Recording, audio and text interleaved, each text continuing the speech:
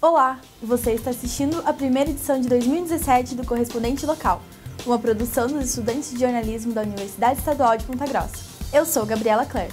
E eu sou Nicolas Ribeiro. Nesta edição, você confere. Prefeitura tem 120 dias para resolver a situação do aterro Botuquara. Crise política nacional ganha novas proporções após denúncias contra o presidente Michel Temer. Pontagrossenses voltam a pagar R$ 3,70 na passagem de ônibus. Novo Basquete Ponta Grossa disputa a Supercopa do Brasil. Operário avança na Série D do Campeonato Brasileiro. E na reportagem especial, confira a situação das universidades estaduais com a ameaça do programa Meta 4.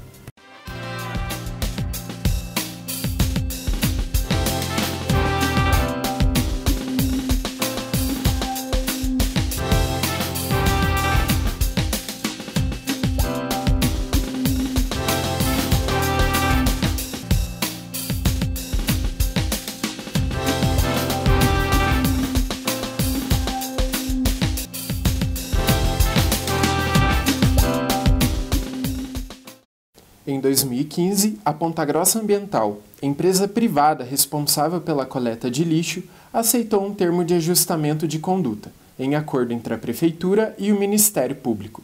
Denúncias envolvendo o aterro do Botuquara circulam pela cidade nos últimos dias. Nossa equipe registrou imagens do aterro que vão ao encontro de algumas das denúncias. O aterro apresenta irregularidades desde a sua implementação. Além de estar na área de proteção ambiental da Escarpa Devoniana, problemas como lixo a céu aberto e o não tratamento de chorume são evidentes. O prazo estabelecido no termo de conduta encerrou no dia 18 de junho e o Ministério Público deu à Prefeitura 120 dias para finalizar as atividades do aterro. Caso o acordo não seja cumprido, a Prefeitura deve pagar multa de R$ 1.000 por dia. Como alternativa, na sexta-feira, 23 de junho, a Secretaria de Meio Ambiente abriu um edital de contratação de empresa privada, que resolve a situação do lixo. A equipe do periódico, o portal de notícias do curso de jornalismo da UEPG, foi até o local onde o estudante Eric Navarro foi baleado e conferiu de perto a falta de iluminação que afeta diretamente a segurança no campus. O risco de assalto impacta a rotina dos alunos e o funcionamento da universidade. Foi nesse local que, no dia 24 de maio, o pesquisador peruano Eric Navarro foi baleado no peito após um assalto. Em conversa com o portal periódico, o estudante garantiu que não reagiu ao assalto, apenas ignorou a presença dos assaltantes. Mesmo com o reforço na iluminação, o campus ainda é muito escuro durante a noite e o risco de assalto é iminente. Segundo o estudante, eram 20 horas quando ele saiu da piscina do campus e foi esperar o ônibus quando ocorreu a abordagem. De acordo com Eric, abre aspas, os assaltantes pegaram o celular de uma mulher que estava no ponto de ônibus e, quando retornaram, pediram o meu e já atiraram. Fecha aspas. Nossa equipe de reportagem percorreu o trajeto feito por Eric e, mesmo com um reforço na iluminação, o local fica deserto durante a noite.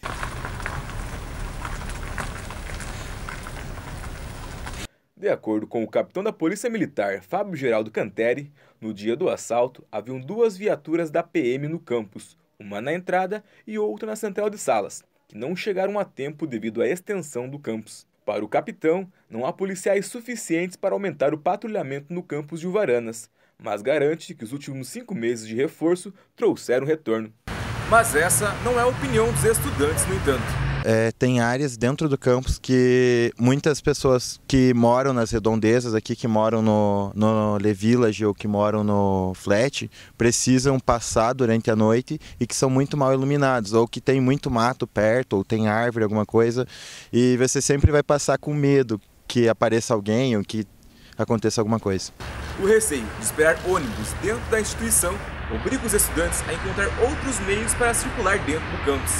Não tem como não pegar carona, a gente se organiza para todo mundo ir de carona, para ninguém depender de ônibus ou ficar muito tempo no ponto, porque com essa onda de assaltos que tem aí, tá todo mundo com medo realmente.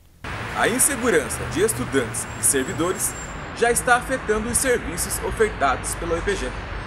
De acordo com a bibliotecária Luciana de Oliveira, a biblioteca está fechando 1 hora mais cedo. Daqui até o ponto, que é na frente da reitoria, é um trajetinho que você tem que percorrer. E é muito escuro, né? Apesar que às vezes os colegas saem com a gente, mas eles também não podem ficar no espaço esperando o ônibus vir. Então, para chegar lá é bem perigoso. Alguns laboratórios também não estão funcionando no período noturno. Eu faço biologia, o curso é integral, então sempre varia bastante, mas agora no meu laboratório a gente está com uma regra que as professoras pediram para a gente não ficar depois das 6 horas, então tentar organizar os experimentos e todas as atividades para ficar no máximo até as 6 horas da tarde. O estudante baleado recebeu alta no dia 31 de maio e afirmou para o portal periódico, abre aspas, "Não quero o ressarcimento das despesas da viagem da minha família ao Brasil, mas sim que a UEPG invista na segurança do campus universitário."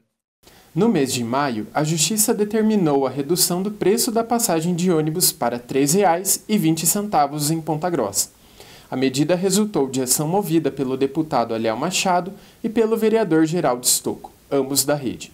Eles alegam que a empresa de transporte coletivo, Aviação Campos Gerais, não esperou a conclusão da CPI que investiga o aumento. Em 9 de junho, a Justiça atendeu a um recurso da empresa e a passagem voltou a custar R$ 3,70. O usuário do transporte público de Ponta Grossa voltou a pagar R$ 3,70 na passagem de ônibus após decisão do Tribunal de Justiça, no último dia 6. A equipe do correspondente local foi às ruas da cidade perguntar se a população está satisfeita com o novo valor e os serviços prestados. Mais ônibus, 3,70 tem que ter bem mais. Em vez de melhorar, mais ônibus, né? Porque é muita gente para pouco ônibus, né? E eu acho que é muito caro, né? 3,70. Porque só tem uma linha também, se tivesse mais linha ainda, né? Mais outra. O valor é injusto só pelo fato que eu acho que tem muito pouco ônibus circulando. Os horários são espaçados, principalmente o que eu dependo, que é o da TF, que é de 50 a 50 minutos. E daí, se você perdeu o ônibus, você perdeu a aula. Mesmo com manifestação popular e com a ação judicial movida pelo deputado federal Aliel Machado e pelo vereador Geraldo Stocco, do partido Rede Sustentabilidade, contra o aumento, a Aviação Campos Gerais recorreu na Justiça e a tarifa de R$ 3,70 voltou em vigor desde o dia 9 desse mês. Deveria haver uma mudança de mentalidade dos empresários, da prefeitura nesse sentido, e também educar a população no sentido de que o transporte público deve ser prioritário e não o individual, o privado, como tem sido feito até hoje. A novela que virou a crise política em Brasília tem novos capítulos a cada dia. E entre os mais recentes está a entrevista concedida à revista Época por um dos sócios da JBS, Joesley Batista. Em meio às acusações, o empresário chama Michel Temer de chefe de quadrilha. Após a divulgação do áudio envolvendo o presidente da República e o dono da JBS, movimentos sociais ocuparam as ruas pedindo fora Temer e direta já. Recebemos no estúdio a repórter Daniele Farias, que acompanhou a crise nos últimos dias. Tudo bem, Dani? Tudo bem, Gabi. Dani, como a gente pode explicar para o público a confusão que virou o cenário político nacional nos últimos dias? Então, Gabi, a política brasileira ela vem passando por um cenário um pouco conturbado. É evidente que isso não iniciou no dia 18 de maio, quando trechos das delações premiadas dos donos da JBS foram a público. Antes mesmo disso, o presidente Michel Temer e também outros políticos desceram alguns patamares. Foi o caso do senador Aécio Neves, que foi afastado do seu cargo um dia após as delações premiadas serem divulgadas, os trechos serem divulgados. Outra questão também que há algum tempo vem acontecendo são as manifestações, o público indo à rua pedindo impeachment do presidente Temer e também por diretas já. No começo agora deste mês de junho, um processo que até então estava esquecido retornou para julgamento. É a cassação da chapa Dilma Temer, que iniciou em 2014. Em 2015, ela foi barrada no Congresso por falta de provas e retornou agora em 2017. E por 4 votos favoráveis e 3 contrários, decidiu-se pela não cassação da chapa. Eu conversei com alguns analistas políticos e eles ressaltaram alguns pontos e alguns impactos que podem ocorrer na política através dessa decisão. Um deles, que eles ressaltaram primeiramente, foi a atuação de Gilmar Mendes durante esse processo. Gilmar Mendes, ele, em 2014, quando esse processo iniciou, ele era a favor da cassação da chapa Dilma Temer. Agora, em 2017, com a volta do julgamento, ele foi uma das peças principais na votação e votou contra a cassação dessa chapa. O que acaba colocando, e é o que os analistas ressaltam, que Gilmar Mendes atuou como um advogado de Temer durante esse julgamento, pelo menos agora em 2017. E isso acaba ferindo um pouco a atuação mesmo do judiciário brasileiro. Outro ponto também que os analistas eles ressaltam é que com essa decisão do TSE, alguns pontos terão influência dentro do próprio Congresso, como é o exemplo das reformas que são enviadas por esse novo governo para serem aprovadas. E como essa decisão ela acabou influenciando fortemente dentro do Congresso, eles acreditam que haja aliados ali dentro que possam votar a favor ou do próprio governo, né? Quanto às manifestações, eu acredito que elas devam continuar da mesma forma como antes.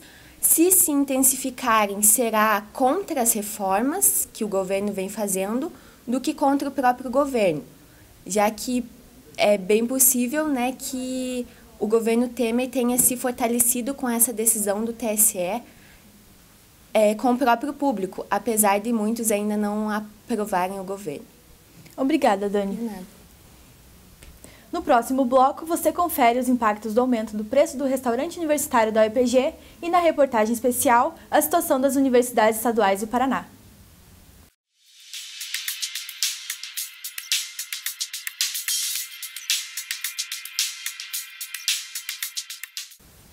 Estamos de volta com o correspondente local.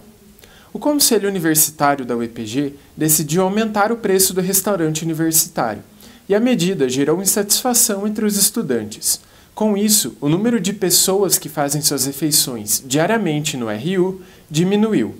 Os repórteres Pedro Andrade, Ingrid Petroski e Ellen Almeida foram conferir os impactos.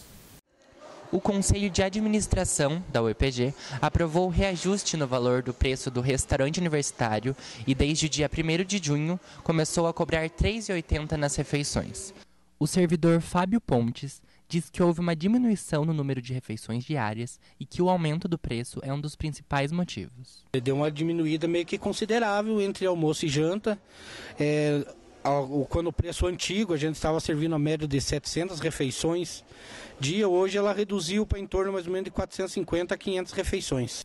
A estudante Caroline Okida conta que deixou de comer na RU após o aumento do preço. Parei de almoçar no RU por causa do aumento do preço. Eu senti que a qualidade não aumentou, por isso que eu troquei o restaurante universitário por outro restaurante. Os estudantes Caroline Hartmann e Rafael Freitas explicam que, embora o preço tenha aumentado, eles ainda frequentam o restaurante universitário. Eu continuo pelo fato de que, mesmo com o aumento do preço, para mim continua sendo a melhor opção. Os outros locais é mais caro ainda, mas mesmo assim eu tenho que continuar comendo aqui. Eu sou meio que obrigado a comer mesmo com o aumento do preço. O aumento do RU é só mais uma das dificuldades enfrentadas pelos alunos das universidades estaduais do Paraná. A inclusão das universidades no Sistema de Gerenciamento de Recursos Humanos do Estado, o META 4, pode resultar no corte de verbas, na opinião de professores e sindicatos. Confira a reportagem especial de Ana Luísa Vaguete, Jaqueline Andrioli, Ângelo Rocha e Ana Cláudia Pereira. Professores e sindicatos de 5 universidades estaduais do Paraná fizeram uma paralisação na terça-feira, dia 20, protestando contra a inclusão das instituições de ensino superior no Sistema META 4. O Sistema RH META 4 é um programa informatizado que centraliza a gestão das folhas de pagamento do Paraná desde 2012. No entanto, 5 entre as 7 universidades estaduais possuem um sistema próprio, o que assegura autonomia de gestão financeira. A UEMP e a Unespar são as únicas integradas ao META 4. Foram criadas quando o sistema já existia. Quando nós nascemos dentro do sistema META 4, nós já nascemos sem autonomia financeira e sem autonomia didático-pedagógica, porque a gente sabe que o financiamento que contribui nos avanços das políticas didáticas e pedagógicas, então nós não podemos dissociar uma coisa da outra. A professora Mari Falcão, da Unespar, afirma que o sistema META 4 aumenta a burocracia no repasse dos recursos. Só quem vive dentro desse sistema que entende o que é a reitoria ter que se deslocar quase que semanalmente à Secretaria de Fazenda e ter que ficar disputando, defendendo entendendo as questões que são básicas. Por que nós precisamos de professores substitutos? Por que nós precisamos de ampliar em tal área? Por que nós precisamos de pintar um prédio? Né? Quer dizer, todas as demandas que partem não só do nosso custeio, mas também da manutenção do MDE, né? Manutenção e desenvolvimento da educação da nossa universidade é comprometida. No fim do ano passado, o governo do estado criou um grupo de trabalho que analisa a implantação do Meta 4 nas outras universidades. Em abril, a Casa Civil determinou o envio de dossiês pelas instituições para inseri-las no sistema. As universidades estaduais do Oeste, de Maringá e de Londrina não enviaram os documentos, porque entendem que a inclusão no Meta 4 fere a autonomia universitária. As 3 instituições tiveram recursos bloqueados pelo governo devido ao não cumprimento da exigência. A reitoria da Universidade Estadual de Ponta Grossa enviou os documentos solicitados pelo governo, após consulta ao Conselho de Administração. Na verdade, essa discussão é antiga já na universidade, no âmbito da administração, no próprio âmbito do Conselho Administrativo da nossa universidade. No entanto, em razão de um prazo que foi estabelecido pelo governo agora no começo do mês de maio, essa discussão se acirrou e foi necessário então que nós fizéssemos uma consulta, não oficial ainda, mas uma consulta ao ao Conselho de Administração, no sentido de ver o entendimento dos conselheiros, e por maioria ali ficou subentendido de que ficou, vamos dizer assim, o reitor orientado a encaminhar aquela documentação por entender que aquilo não seria de imediato uma adesão ao RH Meta 4, que é um sistema que, no nosso entendimento, não serve, não é adequado para as universidades. Segundo Marcos Fidelis, representante dos agentes universitários, não houve debate efetivo sobre o envio dos dossiês no Conselho de Administração. Infelizmente, a discussão do RH Meta 4 na universidade ela não aconteceu. Ela aconteceu apenas, a estratégia que a administração utilizou foi uma consulta sem caráter deliberativo, ou seja, eles pediram para a gente opinar se enviaria-se os dossiês solicitados pelo governo do estado ou não, mas não levou essa opinião em conta. Ou seja, eles na verdade já tinham tomado a decisão de enviar esses dossiês para o governo do estado. Eblin Farage, que é presidente do ANDES, o Sindicato Nacional dos Docentes das Instituições de Ensino Superior, acredita que a implantação do Meta 4 faz parte de um projeto nacional de ataque à educação. Então, primeiro que a gente entende que o que está acontecendo no Paraná não é um projeto exclusivo do estado do Paraná. É um projeto nacional que tem bases naquilo que o governo federal vem implementando de contra-reforma do estado e, portanto, de contra-reforma da educação. Não é só no Paraná que as universidades estão sendo atacadas. Vários outros estados as universidades estão sendo atacadas. Para a doutora em Direito e professora da UEPG, Janete Nunes, a inclusão das universidades no Meta 4 é inconstitucional. A inclusão no Meta 4 das universidades, frontalmente, consequentemente, vai violar essa autonomia, né, determinada pela Constituição Federal e confirmada pela Constituição Estadual. Eu considero inconstitucional. Desde o dia 6 de junho, a inclusão das universidades no sistema Meta 4 está suspensa por 90 dias. Publicamente, a universidade diz que vai recorrer a todos os meios para não entrar no Meta 4. A UEPG continua com a sua posição firme e forte no sentido de não aderir ao Meta 4 e vamos usar todos os meios nossos disponíveis, sejam políticos, sejam jurídicos, no sentido de garantir que a universidade possa continuar exercendo na plenitude a sua autonomia. Após as paralisações das universidades estaduais, o chefe da Casa Civil, Valdir Rossoni, afirmou à imprensa que o governo mantém a decisão de incluir todas as instituições no sistema, pois se trata de uma medida de gestão e não de controle. Relembre no próximo bloco o título marcante do Operário, o NBPG na Copa do Brasil e ainda a agenda cultural para a semana.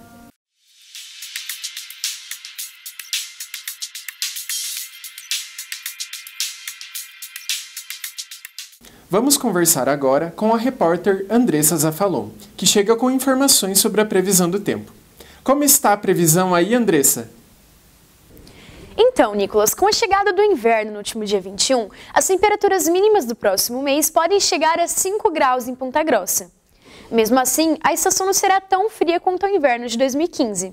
Até o dia 10 de julho, as temperaturas máximas se manterão na casa dos 20 graus, com mínimas de 6 e pouca possibilidade de chuva. Para a segunda metade do mês, a previsão é de chuvas constantes e as temperaturas caem um pouco, não passando dos 18 graus. Na última semana do mês de julho, as temperaturas voltam a subir, com máxima de 24 e mínima de 8 graus, com tempo estável e sem possibilidade de chuva. É com você, Nicolas. Obrigado, Andressa. De 19 a 23 de junho, o Departamento de Jornalismo e o Mestrado em Jornalismo da UEPG realizaram o 20º Seminário de Inverno de Estudos em Comunicação. 37 trabalhos de alunos e professores foram apresentados, além de 5 palestras. O seminário é uma tradição do curso de jornalismo da UEPG e ocorre desde 1989. Falando agora de esportes, o Novo Basquete Ponta Grossa se prepara para disputar a Supercopa, após ter vencido a fase sul do campeonato e ter se tornado o maior campeão da história da competição. As repórteres Priscila Pires e Enaira Schoenberger conferiram a preparação do time. O NBPG é o segundo time a conseguir 3 vitórias consecutivas na etapa regional da Copa do Brasil. Após vencer a fase sul da Copa do Brasil, o NBPG se prepara para a Supercopa, que ocorrerá do dia 26 de junho até o dia 1º de julho. Apesar do NBPG ter jogado apenas 4 jogos desde o começo do ano, o treinador tem expectativas positivas para o campeonato. A gente sente um pouco a falta de jogos nesse primeiro semestre para a gente criar mais entrosamento, porque só trabalhar a parte coletiva às vezes se torna um pouco falho. Mas a gente vem bem focado aí, tentando trabalhar mais em situação real de jogo aqui, trabalhando bastante parte tática para tentar não deixar esse fator ser predominante para a gente lá na Supercopa. O jogador Michel Silva fala sobre suas expectativas para os próximos jogos.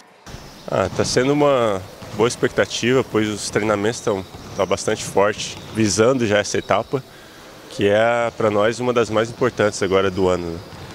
A competição começa hoje, dia 26, e se estende até o dia 1º de julho. O Operário Ferroviário, time da cidade, conseguiu a classificação antecipada na Série D do Campeonato Brasileiro, apesar da derrota de 1-0 contra o Brusque. Na próxima fase do campeonato, o Operário joga contra Vila Nova, de Minas Gerais. O time disputa também a segunda fase da segunda divisão do Campeonato Paranaense. O repórter Yuri Silva tem mais informações. O Operário Ferroviário Esporte Clube conquistou a classificação para a segunda fase do Campeonato Brasileiro Série D. Já na segunda divisão do Campeonato Paranaense, a situação não é das melhores. Após o Fantasma ter conquistado a classificação para a segunda fase de forma invicta e em primeiro lugar, o Operário conquistou apenas 3 pontos dos 9 disputados até a terceira rodada. O Fantasma segue com chances de classificação. Apesar das últimas derrotas, o time ainda tem chance de classificação para a primeira divisão do Paranaense. Ainda sobre o Operário, o narrador esportivo Cândido Neto foi protagonista do evento A Voz do Título, promovido pelo curso de jornalismo da UEPG, relembrando a conquista do Fantasma em 2015. O segundo gol da final deu reconhecimento nacional ao narrador e espaço no programa Redação Sport TV.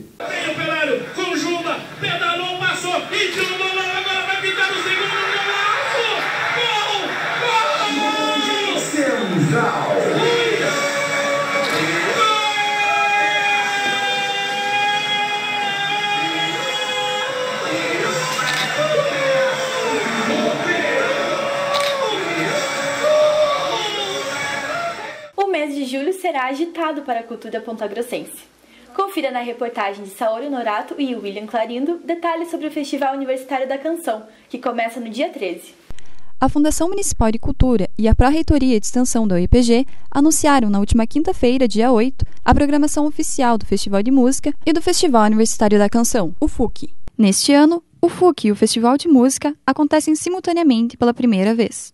Desta forma, os convidados do FUC poderão participar e contribuir para o Festival de Música com oficinas e apresentações. O FUC dará mais de R$24 mil em prêmios e contará com a participação de 102 artistas. O coordenador do FUC, Wilton Paes, explica o processo de seleção dos artistas para o festival. São 5 curadores avaliando, dando notas, para 8 quesitos no campo da letra da música, no campo da melodia e no campo da composição em si.